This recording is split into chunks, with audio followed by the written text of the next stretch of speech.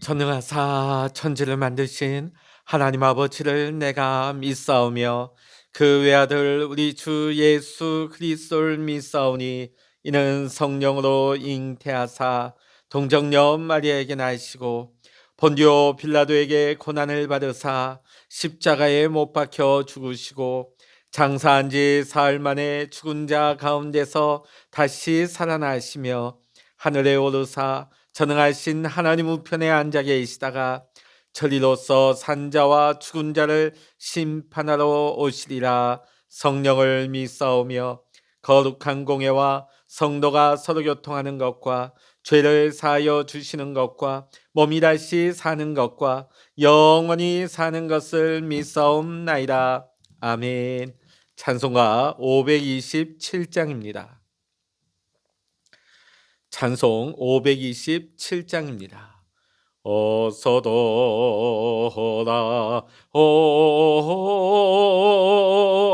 어서도라 마노 지은 죄 가물이 부고 그 길로 주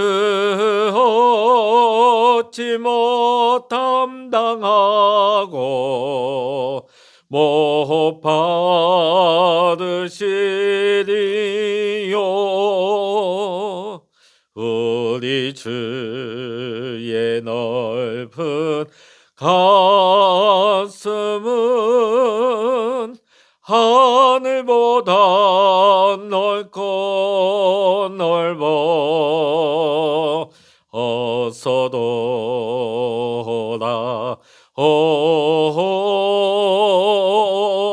어서도라 마노 우리 주는 날마다 기다리신다오.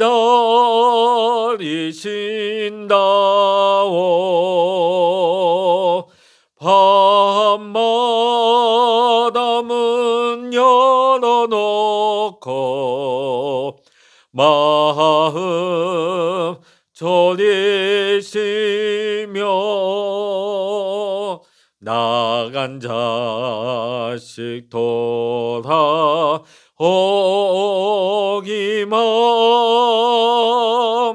밤새 기다리신 나오. 어서도라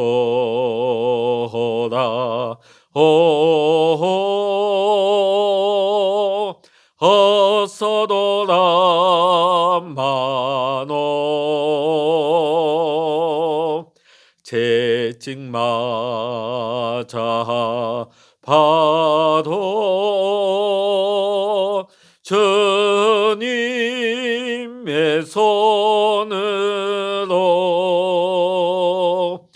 때리시고 어루만져 위로해 주시는 우리 주의 넓은 품으로 어서도라오 어서. 아멘. 이 시간 우리에게 주시는 하나님의 말씀 구약 호세아 14장 1절로부터 9절까지의 말씀이 되겠습니다. 구약 성서 1268면 호세아 14장의 말씀 우리 같이 읽겠습니다. 이스라엘아 내 하나님 여호와께로 돌아오라. 내가 불의함으로 말미암아 엎드러졌느니라. 너는 말씀을 가지고 여호와께로 돌아와서 아뢰기를 모든 불의를 제거하시고 선한 바를 받으소서. 우리가 수송아지를 대신하여 입술의 열매를 주께 드리리이다. 우리가 앗수르의 구원을 의지하지 아니하며 말을 타지 아니하며 다시는 우리의 손으로 만든 것을 향하여 너희는 우리의 신이라 하지 아니하오리니 이는 고아가 주로 말미암아 국류를 얻음이니라 할지니라. 내가 그들의 반역을 고치고 기쁘게 그들을 사랑하리니 나의 진노가 그에게서 떠났음이니라. 내가 이스라엘에게 이슬과 같으리니 그가 백합화 같이 피겠고 레바논 백향목 같이 뿌리가 박힐 것이라. 그의 가지는 퍼지며 그의 아름다움은 감람나무와 같고 그의 향기는 레바논 백향목 같으리니 그 그늘 아래에 거주하는 자가 돌아올지라. 그들은 곡식같이 풍성할 것이며 포도나무같이 꽃이 필 것이며 그 향기는 레바논의 포도주같이 되리라. 에브라임의 말이 내가 다시 우상과 무슨 상관이 있으리요 할지라. 내가 그를 돌아보아 대답하기를 나는 푸른 잣나무 같으니 내가 나로 말미암아 열매를 얻으리라 하리라. 누가 지혜가 있어 이런 일을 깨달으며 누가 총명이 있어 이런 일을 알겠느냐. 여호와의 도는 정직하니 의인은 그 길로 다니거니와 그러나 죄인은 그 길에 걸려 넘어지리라. 아멘. 할렐루야. 오늘도 함께 기도하시는 우리 사랑하는 모든 믿음의 성도님들에게 오늘도 하나님의 크신 은혜와 평강의 축복이 여러분 모두와 함께 하시기를 이 시간 주의 이름으로 간절히 축원합니다. 오늘 함께 읽은 호세아 14장은 호세아서의 마지막 장입니다. 이스라엘에게 전하는 마지막 권면의 말씀이 나오고 있지요. 1절과 2절을 보게 되면 반복되어지는 동사가 나옵니다. 돌아오라, 돌아와라. 호세아는 반복해서 권면합니다. 돌아와라, 돌아와라. 용서하시는 하나님 아버지의 마음을 호세아는 전하고 있습니다. 사랑하는 성도 여러분, 용서에는 순서가 있습니다. 용서를 하기 위해서는 죄를 지은 자가 먼저 그의 입으로 그의 죄를 고백해야 하는 것입니다. 하나님께서는 자신의 죄를 진심으로 고백하는 자녀들을 모든 불의에서 깨끗하게 하십니다. 요한일서 1장 9절의 말씀을 봉독해 드립니다.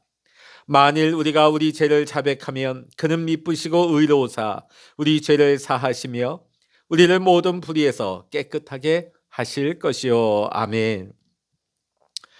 그 옛날 이스라엘 백성과 오늘 이 말씀을 보고 있는 우리를 무엇이 우리를 모든 불의에서 깨끗하게 할 수 있습니까? 그것은 바로 하나님에 대한 바른 생각을 가질 때입니다. 호세아는 이 백성이 하나님에 대한 지식이 없어 망한다고 했습니다.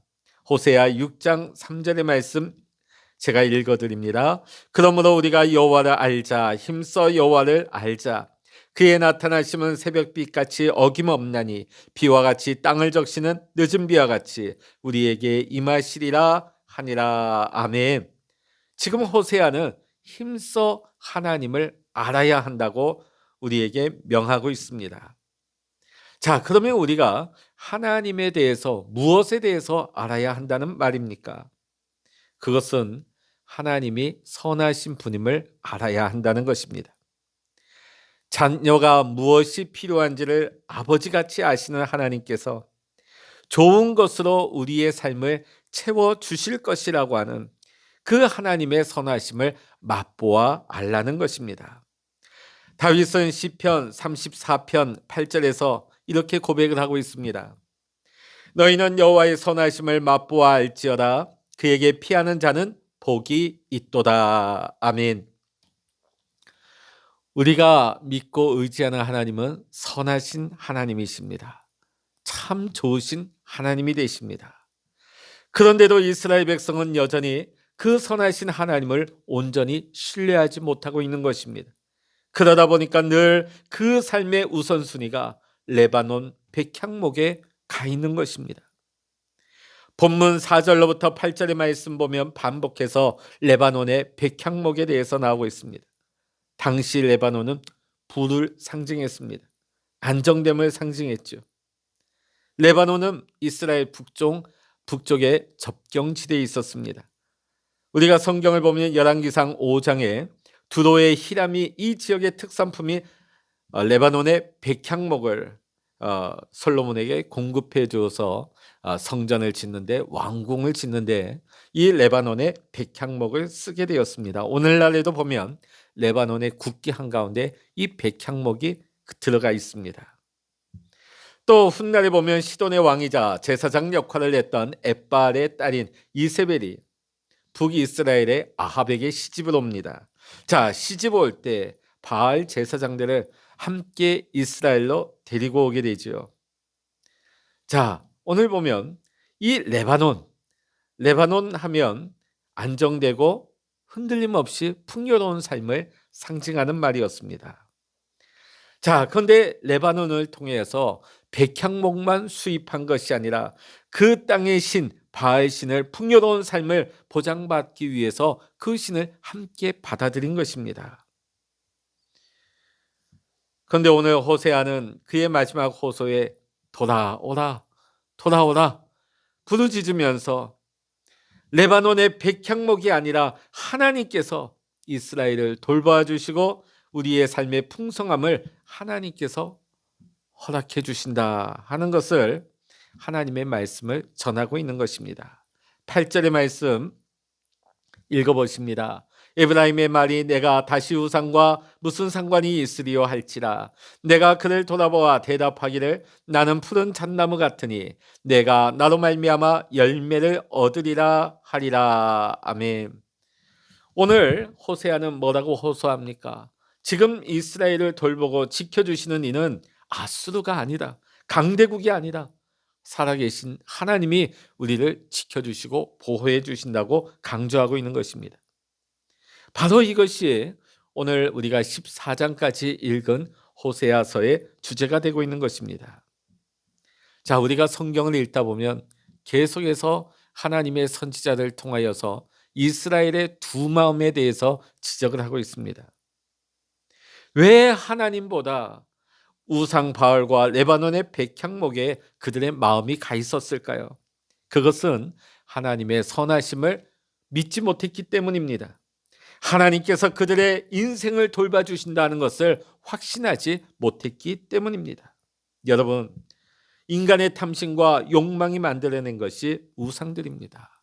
그렇기 때문에 이 우상은 허상이요 헛된 것이며 거짓 신들인 것이죠. 하나님 앞에 우리의 마음을 두는 훈련을 해야 하는 것입니다. 왜냐하면 하나님을 바르게 알 때야만이 비로소 우리가 하나님의 선하심을 알게 되어지고 하나님의 선하심을 믿고 우리가 따라가게 될 때에 하나님의 뜻과 순종함을 통해 우리가 전혀 알지 못했던 기대조차 하지 못했던 놀라우신 하나님의 은혜로 우리의 삶을 채워갈 수 있기 때문입니다. 사랑하는 성도 여러분, 하나님의 사랑은 우리의 모든 허다한 허물을 덮습니다. 하나님께서 우리를 용서해 주시는 것은 우리가 열심히 노력해서도 아니고 우리가 입술로만 고백했기 때문이 아닙니다. 하나님의 사랑이 우리의 죄악보다 더 크시기 때문입니다. 우리가 하나님의 그 크신 사랑을 알았다면 이제 우리는 결단하고 선택해야 하는 것입니다.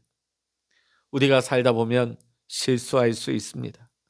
그러나 우리가 하나님을 알기 위해 힘쓴다면 용서하시는 하나님을 바로 알고 하나님과의 바른 관계를 맺고 하나님의 돌보심과 도우심 속에서 만족하며 살아가는 삶을 최우선순위에 두고 살아가기로 우리는 결단하고 선택해야 하는 것입니다. 우리는 이를 위해 부단히 애써야 하는 것입니다.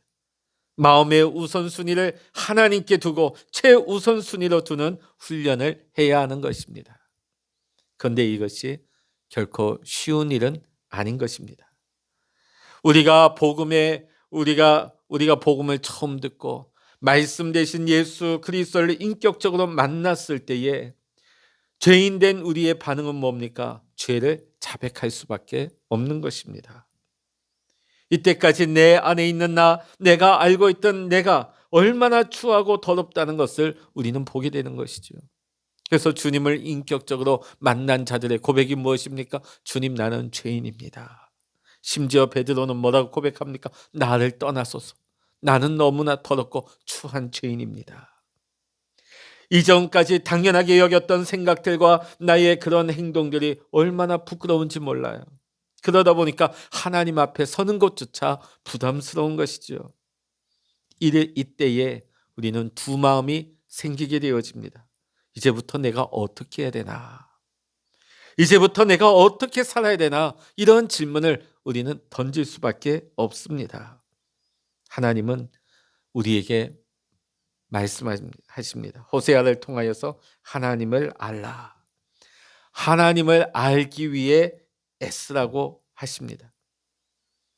하나님이 어떤 분이신지를 우리는 알아야 합니다. 나의 추하고 더러운 죄를 아시면서도 나를 사랑하시는 그 하나님을 우리는 알아야 한다는 것입니다. 그리고 우리의 삶 속에서 하나님과 동행하며 하나님의 선하심을 맛보아 알아가야 하는 것입니다. 내 마음속을 가득 채웠던 거짓 신들, 우상들, 하나님보다 앞섰던 것들, 나의 욕망과 야심을 투영했던 그 모든 것들을 하나하나씩 우리는 치워내고 무너뜨려야 하는 것입니다. 이제는 이런 것들이 없이도 살아갈 수 있다는 믿음의 확신이 있어야 하는 것입니다. 이런 믿음의 확신이 세워질 때에 비로소 내 손에 이거 없이는 못 살아 하는 내 손에 꽉 움켜쥐고 있던 것들을 이제는 서서히 힘을 풀고 내려놓게 되는 것입니다. 이제는 두 손에 뭔가를 움켜쥐고 살아가는 것이 아니라 이제는 하나님과 동행하며 하나님의 말씀대로 순종하며 하나님의 인도하심을 경험하며 살아가게 되는 것입니다. 우리가 하나님 앞에 죄를 고백하고 하나님을 알기에 힘쓰고 우리가 하나님의 말씀에 순종하며 우리 마음에 수많았던 거짓 신들을 무너뜨리고 나아갈 때 우리의 삶을 우리는 의인의 삶이라 합니다. 더 이상 우리가 눈으로 보고 살피고 비교하고 판단하고 의견을 듣고 우리가 계산하면서 사는 인생이 아닌 것입니다. 이제는 하나님의 말씀을 듣고 하나님의 말씀에 순종하며 하나님의 말씀대로 따라가는 인생이 되는 것이지요. 이제 하나님의 선하심을 온전히 믿기에 전심으로 순종하는 우리 모든 믿음의 성도님들이 되어야 할 줄로 믿습니다. 의의 길을 걸어가기로 결단하고 끝까지 순종하는 우리 모든 믿음의 성도님들이 되시기를 주의 이름으로 축원합니다. 이제 남을 보면서 불안해하지 말고 세상 환경 보면서 염려하지 말고 세상을 부러워하지도 말며 우리는 하나님의 선하심을 우리가 알고 하나님의 말씀에 순종함으로 날마다 하나님의 선하심을 맛보아 알아가며 끝까지 그 길을 선택할 수 있는 우리 모두가 되시기를 주의 이름으로 간절히 축원합니다. 기도하시겠습니다. 할렐루야. 하나님 아버지, 날마다 하나님의 선하심을 맛보아 알게 하여 주시옵소서. 세상의 많은 유혹 가운데 하나님 두 마음을 품지 아니하게 하시고 끝까지 믿음의 길을 의인의 길을 선택하며 주님과 동행하는 성도의 삶을 살아가게 하여 주시옵소서. 오늘도 하나님 앞에 내 마음을 쏟아놓으며 기도할 때 하나님 축복하여 주시옵시고 하나님의 영으로 하나님의 마음으로 충만하게 하사 오늘도 하나님과 동행하는 귀하고 복된 날 되게 하여 주시옵소서. 모든 감사와 영광을 우리 주님께 올려드리며 우리 주 예수 그리스도의 이름으로 간절히 기도하옵나이다.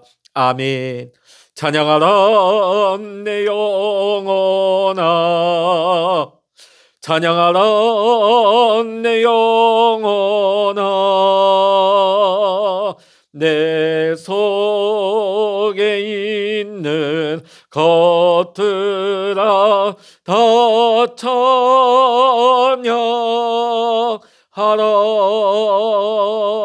기도하라 내 영혼아, 기도하라 내 영혼아, 내 속에 있는 것들아 다 기도하라.